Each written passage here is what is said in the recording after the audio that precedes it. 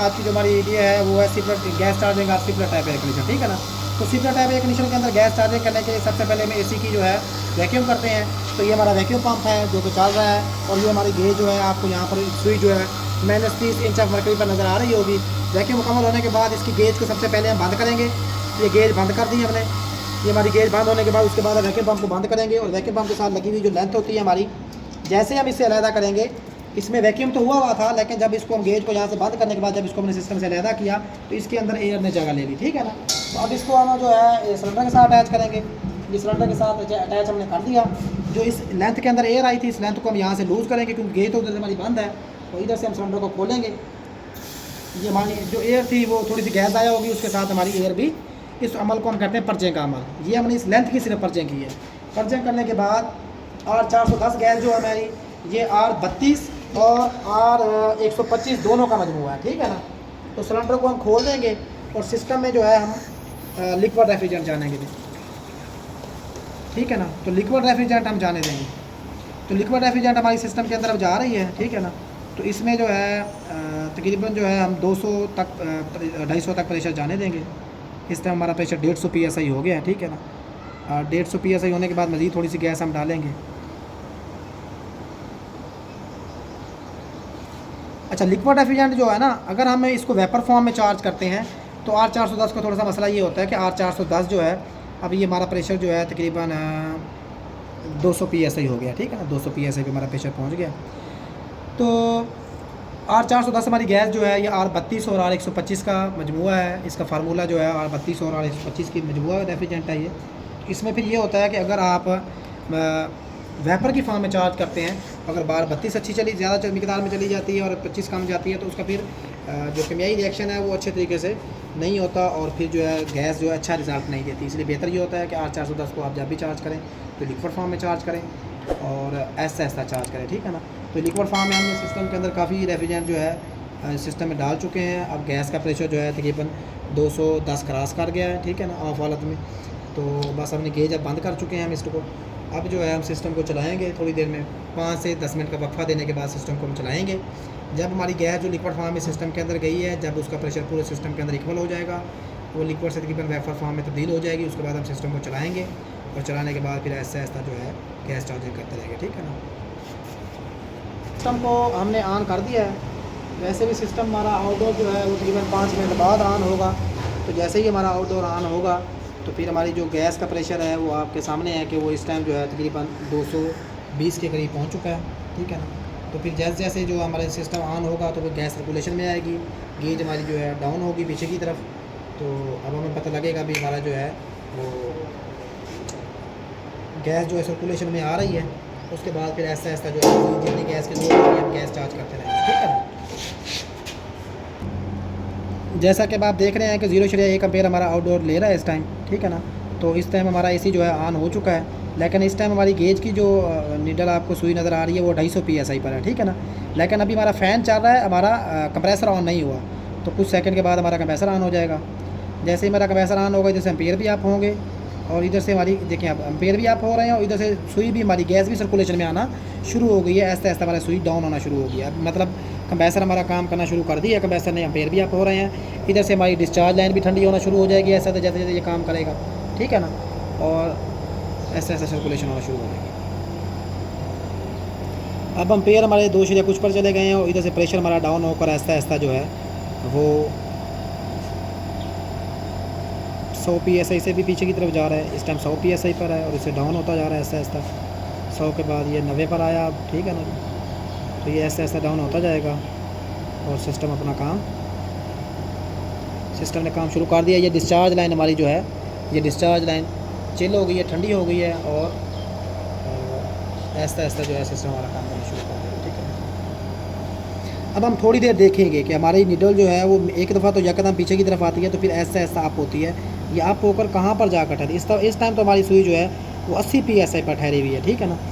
80 PSI पर ठहर गई है। आपको जैसा कि पता है कि 410 गैस जो हमारी है, उसके जो सिस्टम का जो इंटरनल प्रेशर होता है रनिंग हालत में, वो 130 से 150 के दरमियान होता है, ठीक है ना। तो मौसम ठंडा अगर होगा, जैसे सर्दियाँ होंगी, तो फिर इससे भी कम प्रेशर पर भी चार्ज हो जाएगी आपकी गैस, ठीक है ना। अब हमारी गैस जो है इस टाइम अब कंप्रेसर हमारा वेरिएबल होता है। इसकी स्पीडें होती हैं, ऐसा ऐसा ये स्पीड पकड़ रहा है तो इसके एम्पेयर भी ऐसा ऐसा आप होंगे, और इधर से प्रेशर भी डाउन होकर जो है वो 70 पर आ गया, ठीक है ना जी।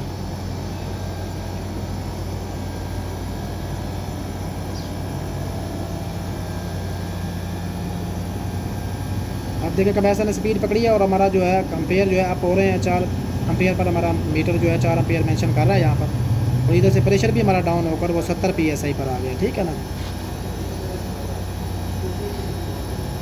अब हम जो है सिस्टम के अंदर गैस और चार्ज करेंगे। अब ऐसा ऐसा हमारी गैस जो का प्रेशर जो है वो तकरीबन 80 की तरफ जा रहा है, ठीक है ना। अब हम मज़ीद गैस चार्ज करेंगे सिस्टम के अंदर।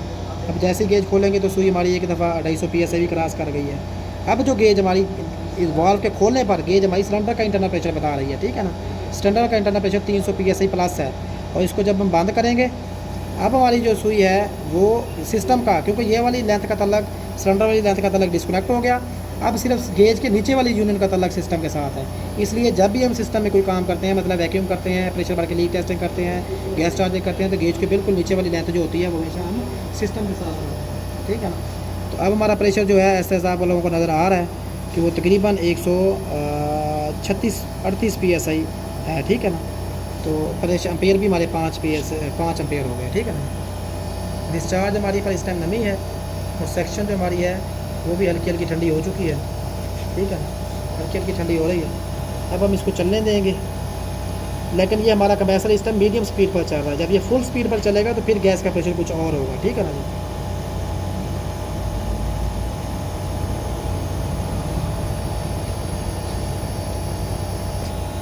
तो जब भी आप लोगों ने एसी के अंदर गैस चार्जिंग का मतलब गैस कम है ज़्यादा है उसको चेक करने का प्रोसेस करना है, तो बेहतरीन तरीका यही होता है कि सिस्टम रनिंग हालत में हो आपका, और आपकी गेज लगी हुई हो सिस्टम के साथ, और सिस्टम को आप चला दें तो गेज पर आपको प्रेशर देखकर पता लग जाता है भी गैस कम है ज़्यादा। दूसरा ये होता है कि आपकी डिस्चार्ज लाइन के ऊपर जब आइस आएगी तो गैस की कमी की निशानदेही है, और सेक्शन लाइन पर जब आइस आएगी तो गैस की ज़्यादती की निशानदेही है। और बाज़ दफ़ा सेक्शन पर आइस इस वजह से भी आती है कि आपका जो फ़िल्टर होते हैं इंडोर के, उस पर हवा का लोड नहीं पड़ रहा होता फ्रीज़र के ऊपर, जिसकी वजह से फ़िल्टर हमारे ब्लॉक होते हैं, फ्रीज़र गंदा होता है, बिलोर बहुत ज़्यादा गंदा होता है जो हवा को कट नहीं कर रहा होता, उस वजह से हमारी सेक्शन पर आइस आ जाती है।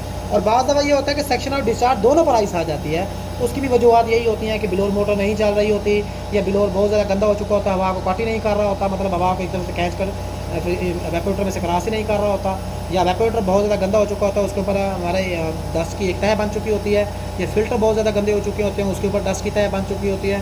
तो इन सूरतों में हमारी दोनों लाइनों पर भी आइस आ सकती है, और डिस्चार्ज सेक्शन लाइन पर भी आइस आ सकती है। डिस्चार्ज लाइन पर तब आइस आएगी जब सिस्टम के अंदर गैस कम होगी, सेक्शन लाइन पर तब आइस आएगी जब सिस्टम में गैस ज़्यादा होगी, या आपका जो इंडोर है उसके ऊपर लोड नहीं पड़ रहा होगा, मतलब एयर क्रॉस नहीं हो रही होगी, तो उसकी वजह बिलोर की स्पीड का कम होना, बिलोर का गंदा होना, बिलोर का टूट जाना, ठीक है ना, या बिलोर मोटर का ख़राब हो जाना, कैपेसिटर का वीक हो जाना। अब हमारे कैपेसिटर ने 3 स्पीड पकड़ लिया, ठीक है ना। देख रहे हैं आप लोगों को नज़र आ रहा होगा कि हमारे एम्पेयर भी आप हो रहे हैं, और इधर से गैस का प्रेशर भी, जब कंप्रेसर फुल स्पीड में काम करेगा तो गैस का प्रेशर भी इधर से डाउन होगा और एम्पेयर भी आप होंगे, ठीक है ना। तो अब आपके सामने एम्पेयर जो है 6.7 पर चले गए हैं, 6.8 पर चले गए हैं, और इधर से प्रेशर हमारा जो है जो तकरीबन 180 पर था वो डाउन होकर आपके सामने 140 की तरफ जा रहा है, ठीक है ना। और इधर से हमारी सेक्शन भी रिटर्न आ चुकी है, सेक्शन भी चिल हो चुकी है, ठीक है ना। तो अब हम देखेंगे, वैसे तो मेरे जहन के मुताबिक गैस तकरीबन मुकम्मल हो चुकी है, लेकिन हम इसको थोड़ी देर चलने देंगे, चेक करेंगे, ठीक है ना। इस टाइम एम्पेयर 7.7 हो गए हैं, और प्रेशर जो हमारा तकरीबन 140 पर ठहरा हुआ है, ठीक है ना। तो तकरीबन गैस पूरी है इसकी। तो जिसकी हम बात कर रहे थे, डिस्चार्ज पर जब भी हमारी आइस आएगी गैस की कमी की निशानदेही, सेक्शन पर जब आइस आएगी गैस की ज़्यादती की निशानदेही, और दोनों लाइनों पर जब आइस आ जाती है तो उसकी वजह जो होती है वो ये भी होती है कि बाज़ दफ़ा आपका इंडोर जो है ब्लॉक होता है, बिलोर नहीं चल रहा होता, बिलोर में बहुत ज़्यादा डस्ट होती है, हवा कट नहीं हो रही होती, फ़िल्टर ब्लॉक होते हैं, फ्रीज़र ब्लॉक होता है, उसकी फिंसें ब्लॉक होती हैं मतलब फ्रीज़र की, ठीक है ना। इन तमाम सूरतों में आपकी दोनों लाइनों पर आइस आ जाएगी, ठीक है ना। और बाज़ दफ़ा ये भी होती है दोनों लाइनों पर आइस आने की वजह कि हमारा पाइप कहीं ना कहीं से पंच होता है, ठीक है ना। मतलब डिस्चार्ज से प्रेशर तो जा रहा होता है, लेकिन सेक्शन लाइन कहीं ना कहीं से टाइट करते हुए, मतलब यहाँ से पिंच हो गई सेंटर से कहीं से, या आगे से कहीं से पिंच हो गई, जिससे हवा गैस सही क्रॉस नहीं आ रही हो रही होती है, लेकिन कम क्रॉस हो रही होती है। जहाँ से क्रॉस होती है फिर उससे आगे सेक्शन लाइन पर जो है ना आइस आ जाती है, क्योंकि वो सेक्शन लाइन पंच हो चुकी होती है। तो अब हमारा जो है एम्पेयर आपको नज़र आ रहे हैं 7.7 7.8 एम्पेयर हैं, ठीक है ना। और इधर से गैस का प्रेशर जो है हमारा 140 PSI है, ठीक है ना, 140 भी 138 है, ठीक है ना, 138 PSI प्रेशर है। और इधर सेक्शन फुल चिल है, इसके ऊपर नमी आ चुकी है, ठीक है ना, फुल नमी आ चुकी है, फुल चिल है हमारी सेक्शन। अब हमारी तकरीबन गैस मुकम्मल हो चुकी है। जब गैस मुकम्मल हो जाएगी तो अब हम एसी को चलने देंगे और गेज को उतार देंगे, ठीक है ना। बाकी ये जो एसी है ये हमने भी इंस्टॉल नहीं किया हुआ, इसको आरजी ज्वाइंट किया हुआ है। तो इसमें हम जो है अब आप लोगों को पंप डाउन करने का तरीका, मतलब गैस स्टोर करने का प्रोसेस भी बता देंगे, ठीक है ना। तो गैस स्टोर करने का बेहतरीन तरीका यही होता है कि जब भी गैस स्टोर करें तो गेज साथ लगी हुई हो, तो उसमें हमें पता लग जाता है कि गैस कितनी स्टोर होगी। सबसे पहले हम डिस्चार्ज लाइन बंद कर देंगे, ठीक है ना। स्टोर करने के लिए, पंप डाउन का प्रोसेस करने के लिए सबसे पहले जो है हम डिस्चार्ज की लाइन को बंद कर, डिस्चार्ज के सर्विस वाल्व को बंद कर देंगे। ये हमारा डिस्चार्ज का सर्विस वाल्व बंद हो गया। अब आप लोगों को नज़र आ रहा होगा कि हमारा जो प्रेशर था पहले 140 पर था, जैसे जैसे हमारा एसी चल रहा है और कंप्रेसर सकिंग कर रहा है, कंप्रेसर की आवाज़ भी चेंज होगी, जैसे एम्पीयर भी डाउन हो रहे हैं और गैस का प्रेशर भी आपका 0 पर आ गया। 0 से अभी थोड़ी देर में हमारा प्रेशर जो है वैक्यूम पर आ जाएगा, ठीक है ना, थोड़ी देर में वैक्यूम पर आ जाएगा। जैसे ही वैक्यूम पर आएगा तो हम जो है इसके बेस में तकरीबन 30 सेकंड तो हम देते हैं, आउटडोर को चलने देते हैं। डिस्चार्ज सर्विस वाल्व बंद होने के बाद तो तकरीबन 30 सेकंड होने वाले हैं। कंप्रेसर पर लोड कम होने की वजह से, क्योंकि गैस का प्रेशर 0 हो गया, इधर से वैक्यूम पर आ गया तो एम्पेयर डाउन हो गया, ठीक है ना। जो एम्पेयर ज़्यादा ले रहा था वो गैस की लोड की वजह से थे। अब जैसे ही हमारा प्रेशर देखें -30 पर आ चुका है, अब हम इसकी सेक्शन को बंद करना शुरू करेंगे। जैसे ही सेक्शन को बंद करेंगे फ़ौरन फिर मेन कनेक्शन की सप्लाई हम फ़ौरन सेक्शन वाल बंद करने के बाद उसको बंद कर देंगे। जैसे ही बंद करेंगे जैसे एम्पेयर 0 हो गए और हमारी सुई जो है आपको 30 इंच ऑफ मरकरी पर नज़र आ रही है। अब हमने ये हमारा प्रोसेस था, इसको हम कहते हैं पंप डाउन या गैस स्टोर करना, ठीक है ना जी। गैस स्टोर आउटडोर के अंदर हम कर चुके हैं। आउटडोर के अंदर गैस स्टोर करने के बाद अब हम जो है इनडोर आउटडोर जॉइंट्स को अलहदा कर सकते हैं, ठीक है ना जी। तो गैस चार्जिंग की वीडियो हमारी मुकम्मल हो चुकी है। जैसा कि आपको हमने स्टेप बाय स्टेप से तमाम गैस चार्जिंग का प्रोसेस मुकम्मल बता दिया है। तो इसके अलावा जैसे कि किसी भी प्रैक्टिकल में आपको दुश्वारी पेश आ रही हो तो आप हमसे सवाल कर सकते हैं, हमसे पूछ सकते हैं। और अगर हमारी वीडियो अच्छी लगे तो इसको लाइक और शेयर करें, ठीक है ना। और मज़ीद दोस्तों को हमारे चैनल को सब्सक्राइब करने का कहें कि ज़्यादा से ज़्यादा दोस्त जो है चैनल को सब्सक्राइब करें। और आप लोगों का तावन है, शुक्रिया है कि आप लोगों का, कि आप लोग हमारे साथ तावन कर रहे हैं, हमारे चैनल को सब्सक्राइब कर रहे हैं। और हम भी इंशाल्लाह आप लोगों के साथ तावन करेंगे। स्टेप बाय स्टेप कोई भी प्रैक्टिकल होता है तो मुकम्मल स्टेप बाय स्टेप हम आप लोगों के साथ परफॉर्म करेंगे। इसमें कोई भी स्टेप जो है हम स्किप करने की कोशिश नहीं करते और ना ही हमारी कोई ऐसी सोच है कि आप लोग जो है काम ना सीखें। हम तो यही चाहते हैं कि जो नए हमारे आने वाले दोस्त हैं जिनको काम में कहीं पर मुश्किल पेश आती है, अगर वो हमारी वीडियो देखें तो उनकी वो मुश्किल जो है हल हो जाए और उनका कोई भी मसला हो तो वो हल अपना आसानी से कर सकें। तो जो दोस्त हमें कमेंट्स करते हैं कि ये वीडियो बनाएं वो बनाएं, तो उनका शुक्रिया है। वो हमारे वीडियो को, चैनल को जो है उसके ऊपर सीन कर रहे हैं, वीडियोस को देख रहे हैं। तो मज़ीद जो है किसी भी प्रैक्टिकल के अंदर दुश्वारी पेश है तो आप लोग हम लोगों को कमेंट्स कर सकते हैं, तो इंशाल्लाह उस पर हम वीडियो बनाएंगे। तो आप लोगों का शुक्रिया, जज़ाकल्लाह, अल्लाह ताला खुश रखे आपको, अल्लाह सेहत दे, जज़ाकल्लाह, मेहरबानी, शुक्रिया।